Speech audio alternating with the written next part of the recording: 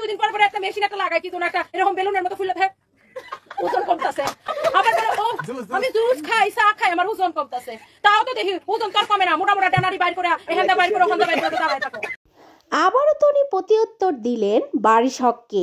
কি বলছেন তনি বারিশ হককে চলুন ভিউয়ার্স দেখে নেই।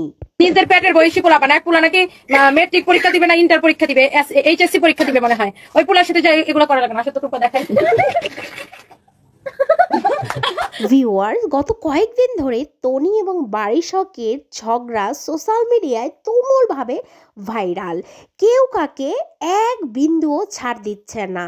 রেস্টুরেন্টের মালিক তোর জামাই ঠিক আছে রেস্টুরেন্টের মালিক আমি না ইঁদুর মুখীর জামাই আমার রেস্টুরেন্টের মালিক ইঁদুর মুখীর জামাই। বারিশ হককে ইঁদুরমুখী বলে সম্বোধন করছে বারবার তনি, তাও সোশ্যাল মিডিয়ায় কিন্তু সবাই তনিকেই সাপোর্ট করছে, কিন্তু কেন? অপরদিকে বারিশ হক কি বলছেন তনিকে নিয়ে চলুন আমরা একটু শুনে আসি। সবকিছুর একটা সীমা থাকে, প্রত্যেকটা জিনিসের একটা সীমা থাকে। 5.2 কে মানুষ দেখছে এর মধ্যে সানশাইন ফ্যাশনের লাইফ। ভিউয়ার্স বারিশ হক ভীষণ ভাবে রেগে গেলেন তনির উপরে, কিন্তু রেগে গিয়ে কি হবে? আমাদেরকে তো আমরা তো সার্কাসের দোকান না যে কেউ আমার টাকা দিয়ে ভাড়া দিবে আর যাবো এটা সুন্দর ও মাই গড এখানে আসে ভাইয়া।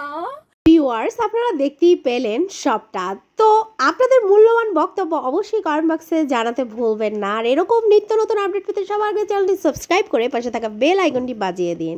ধন্যবাদ সবাইকে এতক্ষণ ভিডিওটি দেখার জন্য। মানে জামাই হইছে এরম তবলা বাদকের বাদক যে বউ ঘুরে সারাদিন হিজড়া বেড়া গলইয়া, হ্যাঁ এমন তবলা বাদকের বাদক।